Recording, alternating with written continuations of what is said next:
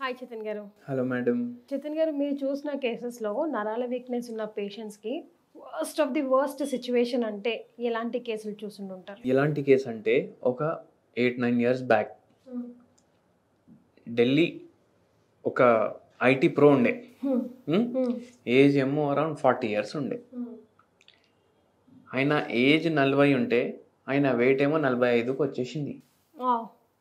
చాలా బక్కగా అయిపోయింది ఆయన. హ్మ్. ఎందుకు అంటే ఆ పేషెంట్కి క్రాన్స్ డిసీజ్ అనేసి రోగం వచ్చింది. హ్మ్. అంటే ఏంటండి? ఈ క్రాన్స్ డిసీజ్ అంటే ఏంటంటే ఇది ఒక ఆటో ఇమ్యూన్ ప్రాబ్లం. ఓకే. ఎగ్జాక్ట్గా ఎట్లా వస్తుంది, ఎందుకు వస్తుంది, ఎవరికి వస్తుంది అని అన్నిటికీ క్వశ్చన్ మార్కే ఉంది మెడికల్ సైన్స్లో ఇప్పుడు. ఓకే. కానీ ఏమైపోతుందంటే మన జీర్ణ వ్యవస్థ ఉంటుంది కదా, హ్మ్. మన జీర్ణం ఎక్కడవుతుంది, ఓన్లీ ఇక్కడే కాదు, నోట్లో స్టార్ట్ అవుతుంది, అనస్లో ఎండ్ అవుతుంది. మొత్తం జీర్ణ వ్యవస్థలో ఎక్కడన్నా అల్సర్లు కావచ్చు. హ్మ్. ఒక్కొక్కసారి స్మాల్ ఇంటెస్టైన్స్లో వస్తాయి, హ్మ్. ఒక్కొక్కసారి మీకు నోట్లో కూడా చిన్న చిన్న అల్సర్లు అవ్వచ్చు. హ్మ్. అయితే ఏంటంటే ఇప్పుడు అల్సర్లు ఉన్నాయి. హ్మ్. అల్సర్లు ఒకవేళ ఎక్కువ ఉన్నాయి అనుకోండి, ఏమవుతుంది, మోషన్ పోతే కూడా మొత్తం బ్లడ్ మోషన్లో కలిపేసి వస్తుంది బయటికి. ఓకే. డార్క్ బ్రౌన్ అట్లా అయిపోతుంది హ్మ్. Motion colour. హ్మ్. ఒక్కొక్కసారి బ్లాకిష్ కలర్ కూడా అవుతుంది. హ్మ్. మళ్ళీ దాని తర్వాత ఇప్పుడు అల్సర్లు ఉన్నాయి, పేగులు మంచిగా అబ్జర్వ్ చేయగలుగుతాయా? లేదు. ఎందుకంటే దానికి గతి లేకుండా అయిపోయింది కదా, హ్మ్. అది సరిగా అబ్జర్వ్ చేయకుండా అయిపోతుంది. హ్మ్. ఈ పేషెంట్కి కూడా అట్లనే ప్రాబ్లం ఉండే. మధ్యలో స్టెరాయిడ్లు వాడిర్రు, ఆ మందులు ఈ మందులు గవి గివి అన్నీ నడుస్తున్నాయి. ఇప్పుడు ఏమైపోతుందంటే ఇంత సివియర్ ప్రాబ్లం ఉన్నప్పుడు అవి మందులు వాడుతుంటే జర వెయిట్ పెరుగుతుంది, జర తిండి పోతుంది, ఆరుగుతుంది మంచి, లేదంటే మళ్ళీ తగ్గుతుంది. కానీ ఎన్ని రోజులు అవి వాడతారు? అంతే కదండి. అవునా కాదా? మళ్ళా ఇట్లా ఎన్నో ఏండ్లు అయి ఆ పేషెంట్కి నరాల ప్రాబ్లం వచ్చింది. ఓకే. రోగం వల్ల కూడా వస్తుంది, మందులు వాడుడు వల్ల కూడా వస్తుంది. ఇప్పుడు స్టెరాయిడ్లు వాడిరు అనుకోండి, ఏమవుతుంది, మన బాడీకి సైడ్ ఎఫెక్ట్ లాగా అయిపోతుంది. హ్మ్. అవునా కదా? హ్మ్. ఇప్పుడు ఈ పేషెంట్ మన దగ్గర వచ్చిండ్రు, వచ్చి అన్నారు, సార్ నాకు బరువు పెరగాలి. ఎందుకు పెరగాలి బరువు అనేసి చెప్పాను. లేదు ఇట్లా ఈ ప్రాబ్లం ఉంది, మొత్తం ఫైల్ చూసిరు కదా మీరు, నాకు బరువు పెరగాలి, నాకు తిమ్మిర్లు తగ్గాలి, మొత్తం బాడీ జలజల జలజల జలజల అవుతుందంట. హ్మ్. ఇప్పుడు కూర్చున్నారు అనుకోండి, ఏదో కాడ అవుతుంది ఇట్లా మంట, అదే. నిల్చుంటే మళ్ళీ ఏడో కాడ అవుతుంది, మళ్ళీ పడుకుంటే మొత్తం బాడీ బర్నింగ్ సెన్సేషన్ ఉంది. రిపోర్ట్లు చూస్తే ఇప్పుడు అబ్జార్ప్షన్ కూడా అవుతలేదు, బోన్లు కూడా వీక్ అయిపోయినాయి. హ్మ్. బోన్లు కూడా వీక్, ఎందుకు, కాల్షియం ఎడికెళ్ళి అబ్జర్వ్ అవుతుంది. అదే కదా. అవునా కదా? గోళీ వేసుకుంటే కూడా ఎడికెళ్ళి అబ్జర్వ్ అవుతుంది. మొత్తం body weak week week week week, పని చేయనీకి చేతనైతలేదు.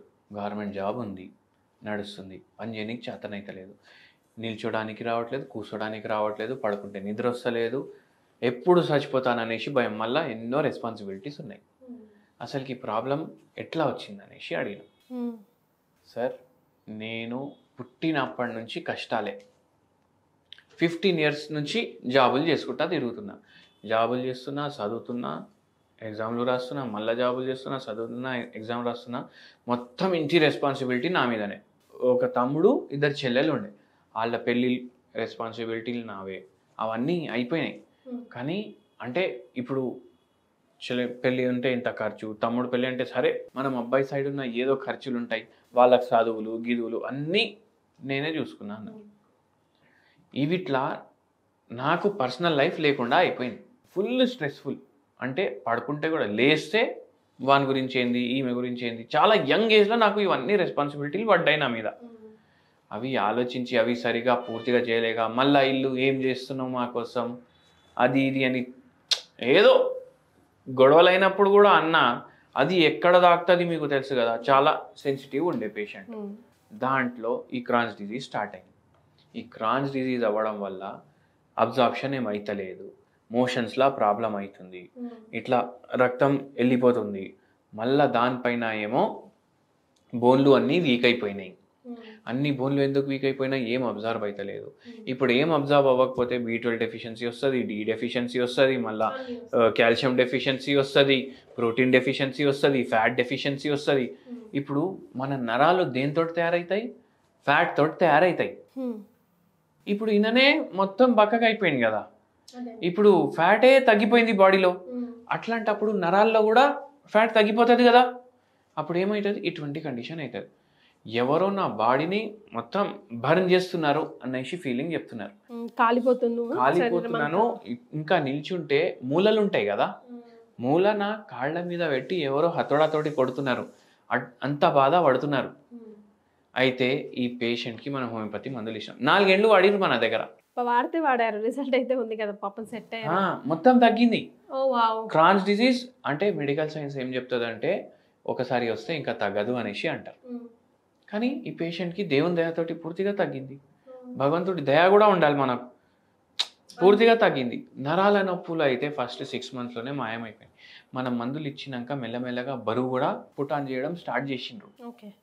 అండ్ ఈ రోగం కూడా చాలా రేర్, చాలా లక్షల్లో ఒకరికి వస్తుంది. ఇది శరీరం అంతా మండడం, గుచ్చుకున్నట్టు ఉండడం, కూర్చున్నా పడుకున్నా ఇట్లా మొత్తం ప్రాబ్లం ఉండే.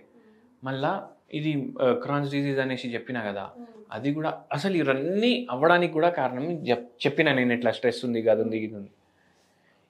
ఇటువంటి స్ట్రెస్ ఉంటే మనిషికి ఏమనిపిస్తుంది, చచ్చిపోవాలి అన్నట్టు అనిపిస్తుంది.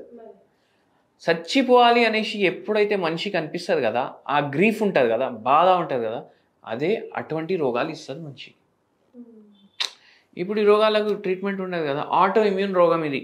అంటే మన శరీరమే మన శరీరాన్ని ఏం చేస్తుంది, చంపేస్తుంది. అందుకే అటువంటి రోగాలు వచ్చినాయి. అయితే వేరే దాంట్లో లైఫ్ మాడిఫికేషన్ డ్రగ్స్ ఇస్తారు వీటికి. లైఫ్ మాడిఫికేషన్ డ్రగ్ అంటే ఏంది, ఇప్పుడు ఇంత దరిద్రంగా ఉంది కదా జీవితం, జర్ర తక్కువ దరిద్రం ఉంటుంది మన జీవితంలో. కానీ హోమియోపతి ఏంటంటే ఇప్పుడు అందరు ఏమంటారు, అరే 4 ఏళ్ళు మందులు ఆడిపించిరా, ఫస్ట్ 1 yearలోనే ఉన్న లక్షణాలన్నీ తగ్గిపోయినాయి, రిపోర్ట్లలో కూడా తగ్గాలి, ఫ్యూచర్లో మళ్ళీ రావద్దు అనేసి మనం 4 ఏళ్ళు వాడిపించినాం పేషెంట్కి. అచ్చా సరే, ఇప్పుడు లైఫ్ టైం మందులు వేసుకోవడం బెటరా లేదంటే 2-3 ఏళ్ళు వాడడం బెటరా, మీరే చెప్పండి. అంతే కదండి. మెల్లగా తగ్గించినా పూర్తిగా అయితే తగ్గిస్తుంది కదా మన మందు, అయితే అది చాలా ఇంపార్టెంట్. మరి వీళ్ళకి ఏమైనా హోమ్ రెమెడీ సజెస్ట్ చేస్తారా? ఇన్ జనరల్ గా కూడా అసలు హోమ్ రెమెడీ నరాల నొప్పులకి నేను చెప్తా క్యాలెండ్యులా టీ విత్ లిటిల్ పసుపు. ఇప్పుడు క్యాలెండ్యులా అంటే తెలుసా మీకు, బంతి పువ్వు. ఇంతకు ముందు కూడా మాట్లాడినాం కదా మనం. అయితే ఏంటంటే ఈ బంతి పువ్వులు 2 తీసుకోండి, వాటర్లో బాయిల్ చేయండి, వాటర్లో బాయిల్ చేసి ఫిల్టర్ చేసుకోండి, దీంట్లో కొంచెం పసుపు వేసుకోండి, ఇది మీరు రోజు 1 కప్పు తాగండి. మళ్ళా అందరికి ఏమనిపిస్తుంది, అరే బంతి పువ్వుల్లో పురుగులు వస్తాయి కదా, వాష్ చేసుకోండి. లేదు అంటే బంతి పువ్వులు ఇప్పుడు పండగలు వస్తున్నాయి, నవరాత్రులు ఉన్నాయి, దసరా ఉంది, దివాళీ ఉంది, తెచ్చుకుంటారు కదా, దాని పెటల్స్ మొత్తం తీసి ఒక క్లాత్ పైన వేయండి. అప్పుడాలు ఎట్లా తయారు చేసుకుంటారు, ఎండలో పోయి మొత్తం ఇప్పుడు అవే తయారు చేస్తారు కదా, అప్పుడే బంతి పువ్వులది కూడా ఒక మొత్తం బిచాయించేసేయండి. అవి డ్రై అయిపోతాయి కదా, అవి మంచిగా డ్రై అయిపోయిందంటే అది మీరు స్టోర్ చేసి పెట్టుకోవచ్చు, పౌడర్ లాగా చేసుకొని. మీరు ఎంత సంపాదించారు తెలుసా, ఇట్లా పెట్టుకొని 1 కిలో అయితే 7,000 రూపాయలు. మీరు సర్చ్ చేయండి, బంతిపూల టీ అని కొట్టకండి, క్యాలెండర్ టీ అని కొట్టండి, పర్ కేజీ రేట్ చూసుకోండి, per KG 7,000. Oh my god. అందులో మనం చేసుకుంటే ఇంకా ఫుల్లీ ఆర్గానిక్ ఉంటుంది. మళ్ళా ఇది జనాలకు తెలియదు, ఇది యాంటీ ఆక్సిడెంట్ మస్తు ఉంటుంది. ఇక్కడ ఏ కంట్రీ వాళ్ళు ఎక్కువ వాడతారండి ఇది? ఎక్కువ సౌత్ ఈస్ట్ ఏషియన్ కంట్రీస్ లో వాడుతున్నారు, యూరోపియన్ కంట్రీస్ లో వాడుతున్నారు. మళ్ళీ ఇంకోటి తెలుసా, ఈ 7,000 8,000 ఇంత రేట్ ఉంది కదా, ఎవరు కొంటారంటే ఈ దేశాల వాళ్ళు కొంటారు. కానీ ఎవరు చేస్తారు, అవి మన వాళ్ళే చేస్తారు, అది మనకు తెలియదు. అట్లా. సో విన్నారు కదా క్యాలెండ్యులా టీ, కరెక్ట్ సార్? ఒకసారి సర్చ్ చేయండి, దీని గురించి తెలుసుకోండి. మీలో ఆల్రెడీ ఎవరైనా వాడితే ఎలాంటి రిజల్ట్ చూసారో తెలియజేయండి. Thank you so much Chaitanya గారు.